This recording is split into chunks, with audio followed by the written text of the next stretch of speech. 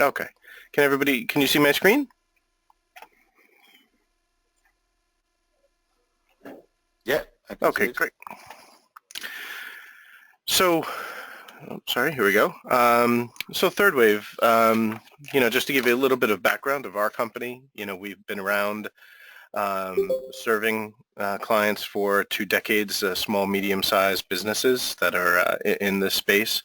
We've actually been SAP partner since 2003. Um, and generally by developing, all of our add-ons like the RMA, shipping, credit card, and many others, we've actually been recognized and received awards from SAP for our ability to continually help a lot of businesses, find solutions that automate and help them grow their business by adding some of these tools. The RMA add-on itself, the general purpose of it is to help track and monitor how many authorizations were issued for returns that customers are intending to send back. So normally in SAP, if you were to record the return, the inventory transaction happens right away.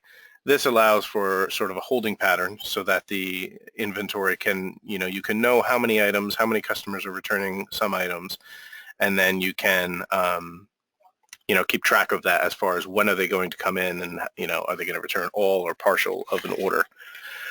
It also tracks the receipt of when they return the items. And when you receive it in, there's an inspection routine. So this is where you could determine whether the product is resellable, put it back in the warehouse for resale, or if it needs some refurbishing, if you need to actually create a service call to refurbish it and either send it back to the consumer or refurbish it and put it back available for sale, or if you inspect it and deem that, maybe it's a manufacturer defect. So there's a number of different ways you could track why the returns are happening, what you're going to do with the inventory once it is returned, and where you're going to put it from warehouse to warehouse, whether it's resellable or needs to be returned to the supplier or what have you. And all of the features, it's all embedded into SAP Business One. You don't have to use a third-party system for it. So with that, I will go ahead and show you the actual add-on. So as you can see, it is embedded into the SAP screens, so you don't have to exit the system to create this RMA. Business partner code, can be entered in. It has expiration dates. So if in cases where you would only refund, if the merchant only wants to refund people but they have to return it within 30 days, you can put an expiration date on it. It gives it its own, within our user-defined tables that we've created, it gives it its own unique ID. So you can tell the customer, sure, send it back. You have until September 16th, but you have to put, a big number, RMA number 47 on the box as you return it. So before I show you the actual RMA, I just wanted to briefly show you the web and mobile interface that we have for this add-on as well. We have another product that would enable either the merchant to have a web presence to enter that return request, or it could end up being a customer-facing, tool. So the customer could actually, you could provide this as a web portal on the website. The consumer could go in and request a return for a product. So obviously, if it was a customer-facing form, we can hide things like the approval status so that we can, if a consumer entered it, it could always be pending until the merchant went in and authorized that return to go through. And obviously some of the dates, they would only see expiration date as far as being 30 days away from when they're physically entering that in. And down below, obviously, they can enter in the items that they're returning, quantity. So if they order 3 of an item, they could just return 1 of them. They could put their own reason in there just so that the merchant had a heads up as to why they're returning that product and, when they can expect it.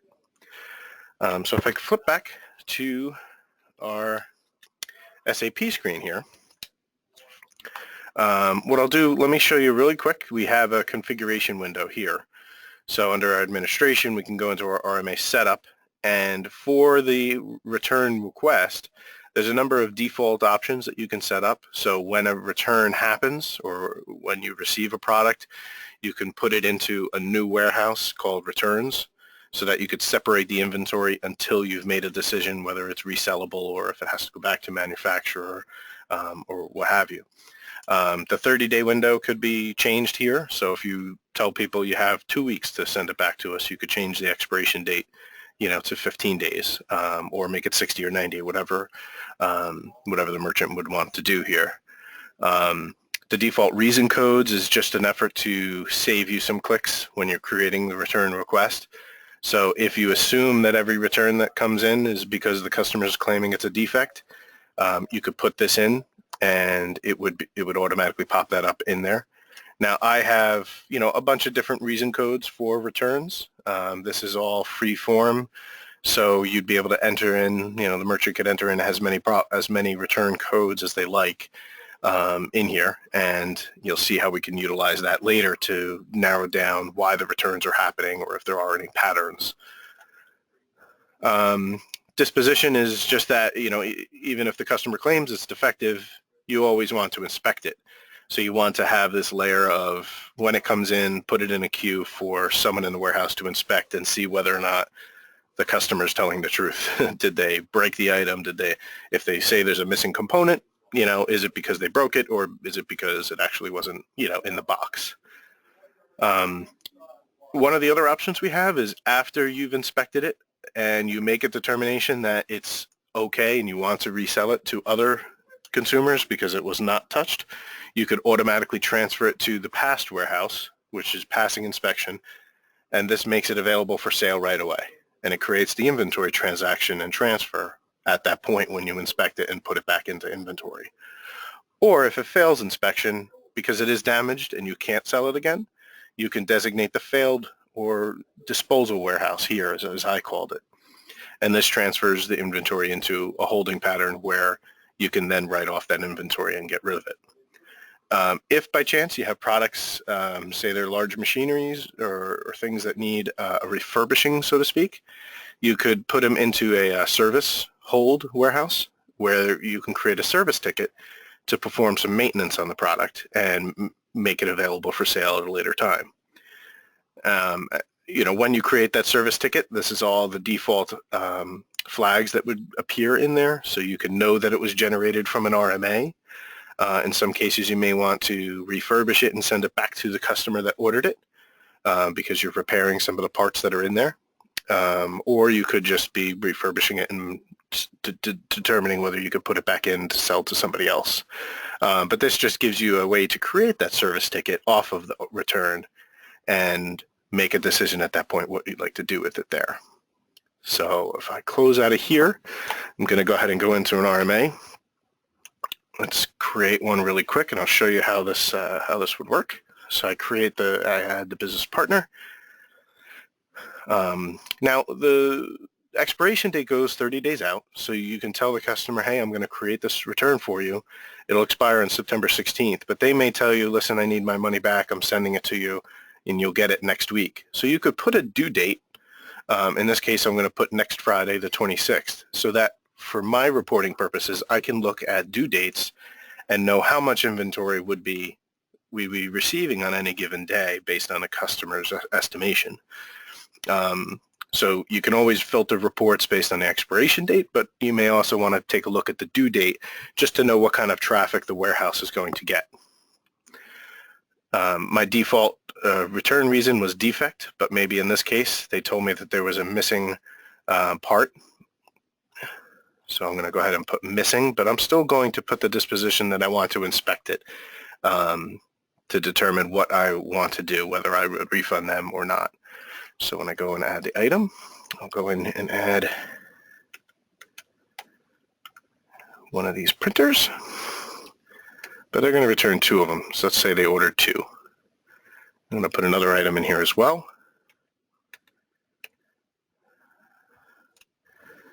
One of these. So this one is the memory. I'm going to say that it was defective. Couldn't really have a missing part in a memory chip. But the printers, they're saying that there was a missing part. So we'll have 2 of those that we're going to inspect. And this one we're going to inspect as well, but it's because it's defective. So we're going to test it and make sure they're telling us what it really is. So I'll go ahead and add this RMA, and we'll assume we're in the future. The customer actually returned the product. I'll go back into that RMA. Once the product comes in, I can look up. They put number 47 on the box, so we can open it up. We can look and we see, okay, we have 2 of these and 1 of these. Now at this point, this is where you would copy it to the return, and the opportunity to show that you've received the items, and then now you're going to be able to do an inspection afterwards. So I'm going to confirm that I have this printer. I have 2 of those. This is the memory chip, and I have 1 of those. So let's go ahead and add this return and confirm that those came in. We won't be able to make any changes. We'll hit yes.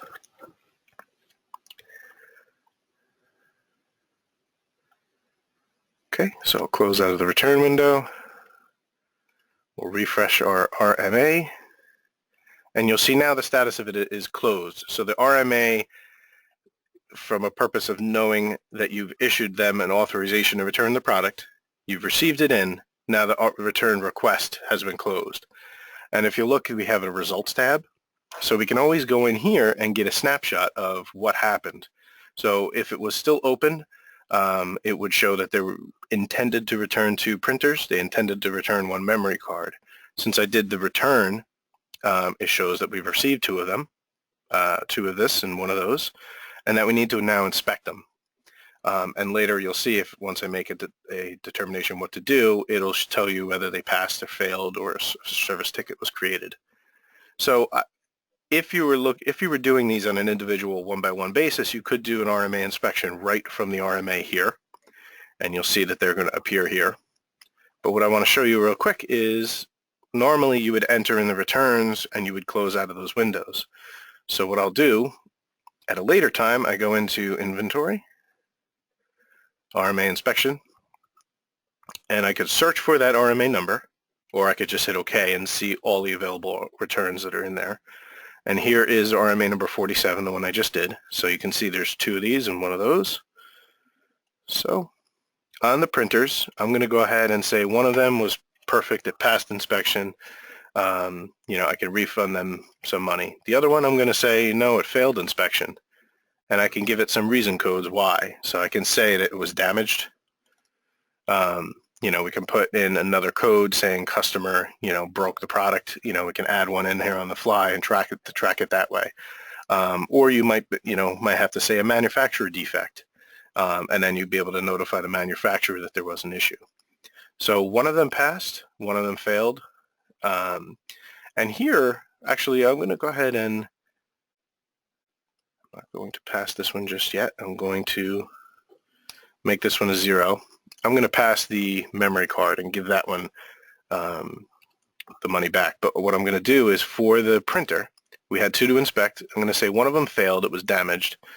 The other one was semi-okay, but I'm going to create a service ticket off of it. So for this one, I want to tell the service guys to repair and inspect, repair, and return. So there's obviously different decisions you can make off of that service ticket, send to research and development. These are, again, codes that I created in my test system, but a number of different codes could be created here as far as giving the service technician an idea of what you want them to do with it. So repair, return it to stock, repair, return to vendor, if you can't repair it in-house. But I'm going to say inspect it, repair, and return to the consumer. So there's the code. I'm going to go ahead and make sure I select these 2 so it knows which ones to take action on based on my decisions here. Now when I add that inspection posting, it says execute inventory transfer. So if you remember in the configuration, it said if you pass it, send it to the sellable warehouse. If you fail it, put it into the damaged warehouse. And if it's service call, it would put it into the service warehouse. So it's going to actually transfer the inventory at this point because you're inspecting the items, you're handling it, and you're telling it what to do with it at that point. So I'm going to go ahead and hit yes. And it brings up the inventory transfer window with 3 different transactions now. So you could see one of them is going to the disposal because it failed inspection, it's damaged. I can't resell it. The other one is going to the service warehouse, like I said, and then the memory chip was fine. I'm going to be able to resell that, so I'm putting it into my standard warehouse ID. And remarks, just from a tracking standpoint, anything you do does give you some link back to the original information. So when you do the inventory transfer, you'll know that these single-digit transfers were from an RMA, and it tells you which RMA number they were, so they could always be researched and looked back at. Go ahead and add that in. And then that inventory transfer has happened. I'm going to go ahead and look at the RMA and just refresh the screen. And now you'll be able to see we did receive 2. We did receive 1 from what they requested. And now you can see that the memory chip passed inspections going back into available for selling. And here's the 2 items for the printer, one of them which failed inspection and the other one as a service. It was a service ticket was created. So from a customer service standpoint, the merchants would be able to go in and have their customer service reps or managers review this information. And if from a snapshot, if a customer called in and says, hey, I returned the product, what's going on? They can quickly go into the RMA and determine that, well, one of them did pass, so you are going to get your money back for this one. You damaged one of the others, and that's failed inspection, so we can't refund you there. But one of the others, we're doing a service call on it to repair it and send it back to you. So from a customer service standpoint, it's nice to get a quick snapshot and pull up an RMA and know exactly what's happening with that. Let's see. So one of the other things, just from a tracking standpoint, I'll show you, is we have a number of queries that are set up to let you track what's happening. As I mentioned before, the RMAs can expire if that's what the merchant determines they want to do. So they can go in and look in here in this query just to know which outstanding RMAs are open but had expired. So here's a few that I had created in the recent months. Customer requested to return a product, but they never did. So it's something to keep track of. Maybe they changed their mind, that they didn't want it and they kept it. Or if it passed the expiration date and you returned it back to them, you can always keep notes that you did that. But their intent to return and the reason that they're trying to return the product is always something you'll be able to track in there. And just to know how many older ones are in there. Now, just by chance, if you did give somebody a request to return a product and they never returned it, see this one for myself expired in July, I can go ahead and say this document number 26, you know what, I want to give them a break and I'm going to let them return it anyway.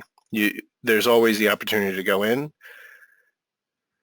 to the RMA and we'll pull up number 26.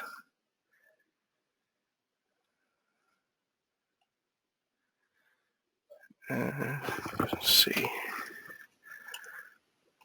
Oh, this is creating a new one. Sorry about that. I'm going to go into lookup mode.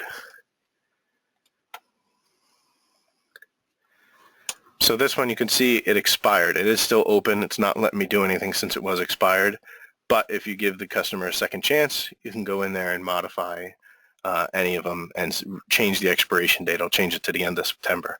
So now when I update it, this RMA now has the ability to create the return. So these buttons did not appear before because it was expired. So you couldn't actually receive the product and return it. And then, after it's returned, do the inspection. So that's just an option in there for you to view. And obviously in that query, in the query window, there was also some other tracking tools that you'd be able to use just to determine trends and find out why these returns are happening. Is it based off of, are there certain customers that are returning more than others, certain business partners returning more than others? Is there certain items that are causing some issues? Is there a salesperson that's selling, certain things that are causing, triggering more returns than not? So by looking through a lot of these items, you'll be able to get the business intelligence you need to change some of the operations and figure out where the leak is for, and where you can reduce your returns. So that is when you go ahead and, create the RMA on the fly right from that screen. Couple other ways you can create the RMA, I'll just show you really quick, is if you're in a service call, say somebody calls up and they ask to, get service on a product. So you're speaking to them, you're entering the service call, you create some activities, you're picking up the equipment and trying to make a repair. If you can't fix it on the service call, you can create the RMA right from the service call here. So then you can just let the warehouse know, okay, we tried to work on it, but customer needs to return this. So you can give them the authorization, and you can link that RMA to the service call here. One of the other features we have is in the sales order. There is this copy to feature. Now I can't, oops, yeah, my maximization here. Sorry about the resolution issue there, but you have the copy to function, so where you can copy a sales order to a delivery or invoice. Now my version, I'm actually, I apologize because I'm using a 9.0 version, but on 9.1 we have a copy to RMA. So when you're in the sales order, you'd be able to copy it right to an RMA. All of the line items, the quantities, all of that copies over and brings open the RMA maintenance screen. And then from there, you could either reduce the quantities or reduce some of the items off of the RMA. So if they had, here they purchased 4 different items, if you were to create an RMA, you could reduce it down and just have them return 1 or 2 of those different printers, whatever they decided to return to you. But at least it copies everything over, so you have the business partner information, the address, the items that they ordered, the amount, quantities, and it gives you a little bit of save a couple clicks on the steps there. So only other quick points is, all of this could be on a user rights basis. So you can have just certain users access RMA features itself. And let's see, I believe that's all I have.